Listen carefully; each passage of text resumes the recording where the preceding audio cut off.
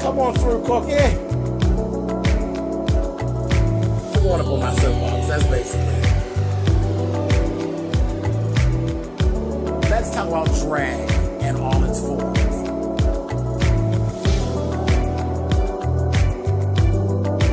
What, Cookie?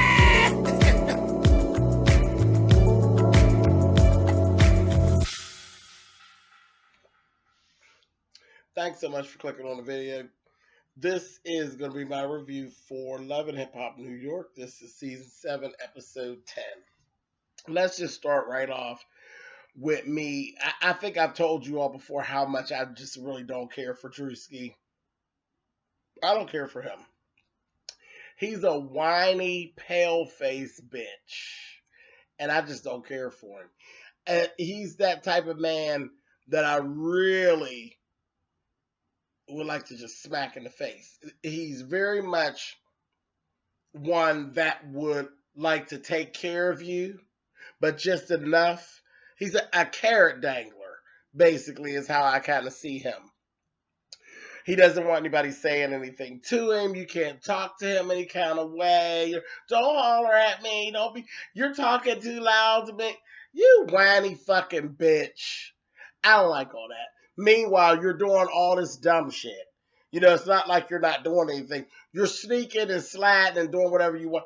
I don't like him. Anyway, but he ends up meeting with Cameron and Juelz, and he wants relationship advice. And they already told him from the door. Juelz told him, that don't sound right. He just set up a spy cam, basically, and caught Sky going through his phone and all that. And then he's acting like he don't know why she's insecure or why she is checking his shit because he didn't do anything, right? Yeah, right. And Juelz was like, this is not really the way to go. Sit down and talk to her. He didn't do that. He went one step further even after. That's what I'm saying. Why are you asking for relationship advice if you're not going to take it? He takes the video and posts it of the girl on social media. And then when she says something to him, he goes into this whole bag of, don't talk to me loud like that because you ain't got no respect. Respect?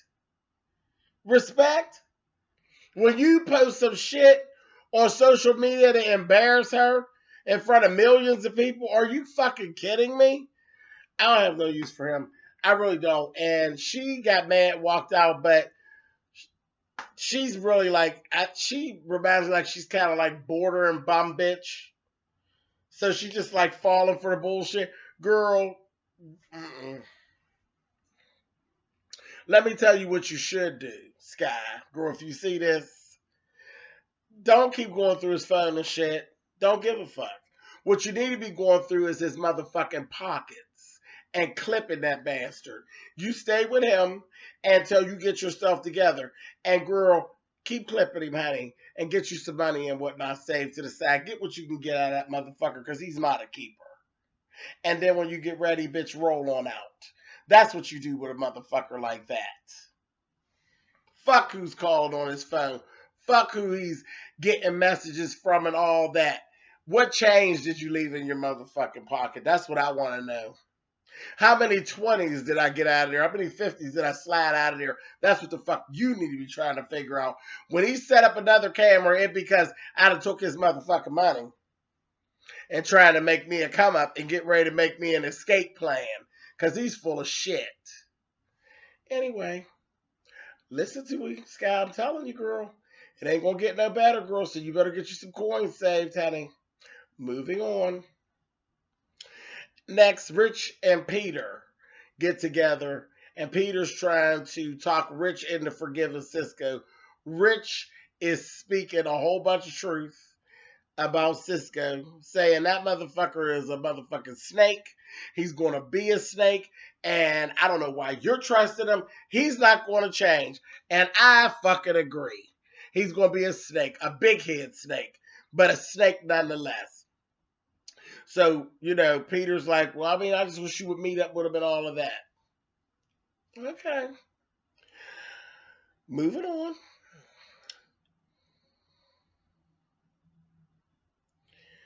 Next, we got Judy and Samantha and Erica. There's a party. Erica throws a party for her little boy. They on some fuck shit all together. Yandy didn't get an invite for her kids. Her kids didn't get invited. Okay. Um, Erica gave the excuse. I know she heard about it. Bitch, that's not an invite. Take it for granted that she heard about it. That ain't nothing but some fuck shit. You try to get some fuck shit going. And then they gonna pull Judy to the side, her and Samantha, and try to ask her about the marriage thing, and all of that. Judy let their asses have it. She was like, I'm not here for none of this. All this bullshit y'all talk about, this is bullshit. I'm here for my grandchildren. I'm not here for none of this bullshit. Y'all on all this Yandy shit. And what is this? She heard y'all on some fuck shit. And she went on, because Judy already knew. Mendeecees had already called her and told her about the shit, about the marriage and all that. So she just deflected that shit and fucking moved on. Later on in the program, Yandy and Judy rolled up on that motherfucking Erica. Yandy was clean as a motherfucker in that white pantsuit. I said, girl, you had best to do it.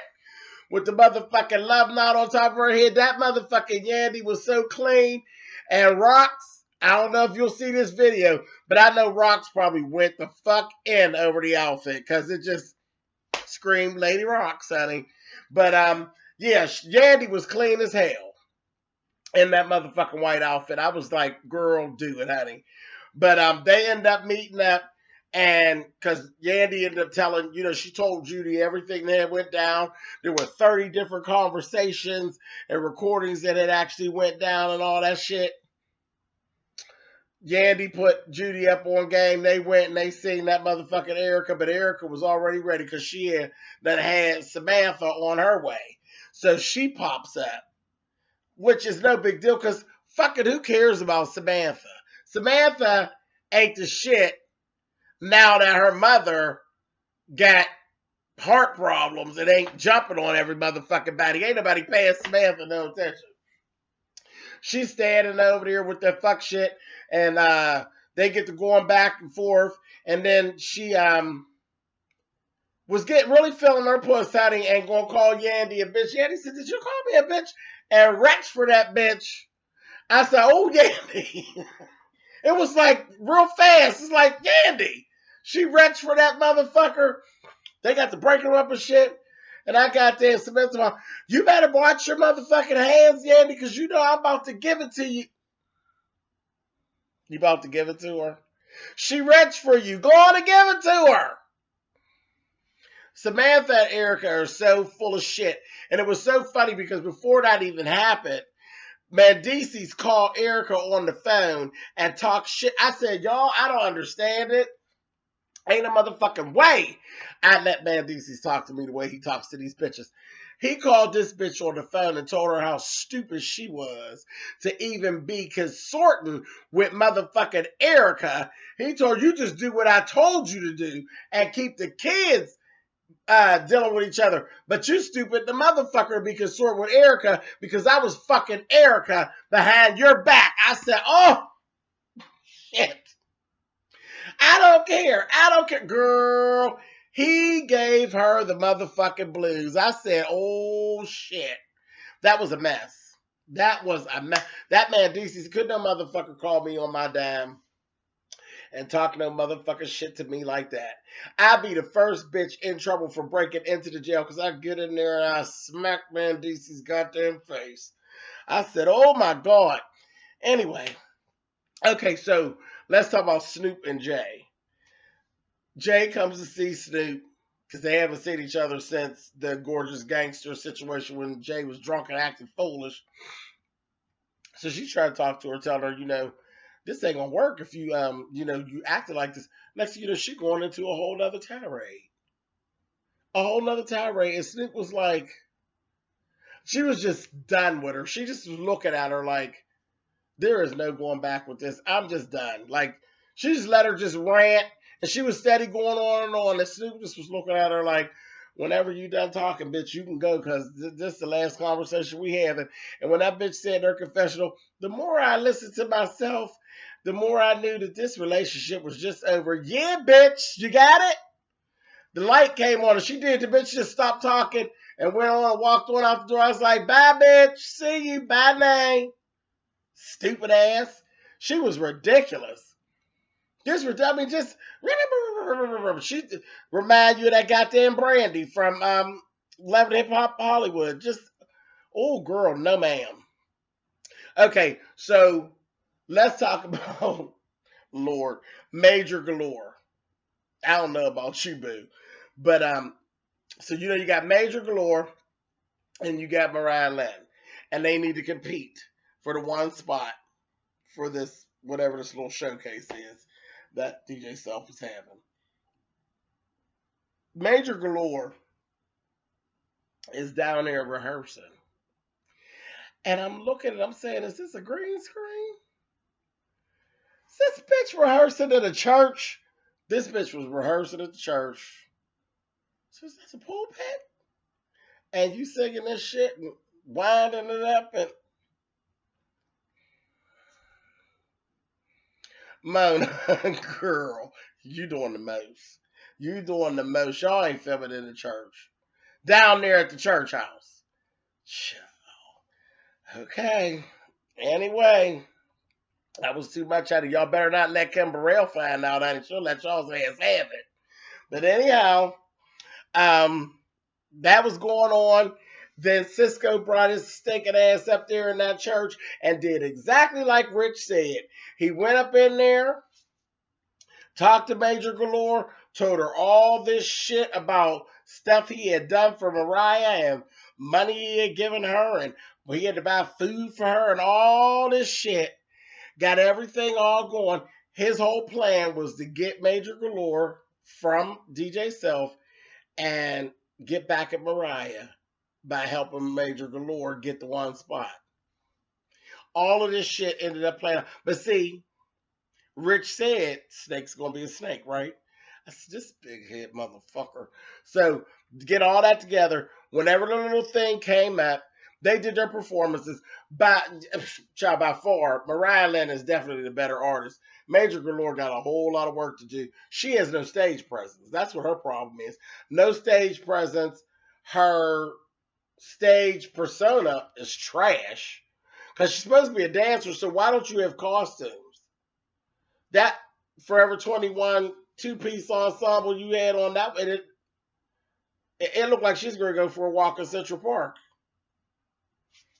I didn't get it. Mariah Lynn actually had a whole stage performance together. She was definitely the better of the performers. So that night, right after they did their thing, they're sitting down. You got Peter, Self, and Rich sitting there. And then you got Galore sitting on one side, Mariah sitting on the other. They start going back and forth because that's what the fuck they do. While Self is trying to figure out who he's going to use. And then in the midst of the argument, Galore starts throwing out all this shit. And then they're like, well, wait a minute. Peter's like, who told you all this about her and her money and all?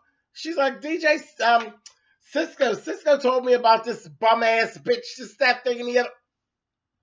So now the three of them, they're looking at each other like, fucking Cisco. This snake motherfucking bitch. Why? And Peter's like, why is this dude's name in everybody's drama? Rich told you. He's a fucking snake. So next thing I know, Galore throws a drink on Mariah. I said, Mariah, girl, you ought to try to buy some stock in Ciroc or something, bitch, because you'd have had more drinks thrown on you this season. Every wig she got smelled like Tanqueray. Every wig she got that had a drink thrown in it. But that was the best. So then after that, they ended up having another meeting where it was just her and Galore and Self. And he's telling them, y'all got to get this together or we not going to be working together. 2 seconds into the meeting, Galore was being real smart. She was say, girl, I mean, I did that because, like, she looked like she was hot, so I just wanted to cool her off a little bit, so I threw that drink on her. And Mariah went in her purse and come out with a bottle of water and sling some water. And Self was like, I done got water on me. Oh, shut up, Self. Anyway, so then they end up sitting there, and by the time they got done, they had figured out that the whole bane of it all was Cisco. So now they got this whole thing. All three of them got to get back at Cisco. So they cool. You know, the two of them that put their little thing. They like, we're going to squash it for now, but we're going to get that big head motherfucker. And that's what Galore was like. I can't believe I actually let him, use me and lure me into that. He did. Because he's a snake. Just like everybody says. A mess. But later on, after that, Rich actually meets with Cisco. And he did the same old crying ass bullshit. And, I said, I don't even want to hear it. I don't even want to hear it. And I think Rich kind of fell for it. Snatched him up by his head. Don't fall for it. He's a motherfucking snake. He gonna bite y'all again. I don't like him. I really don't like him. He got a lot of shit with him. But that's basically it. That's all that went on with this episode. It was good. This is a good episode. All right. I'll talk to y'all later. Bye.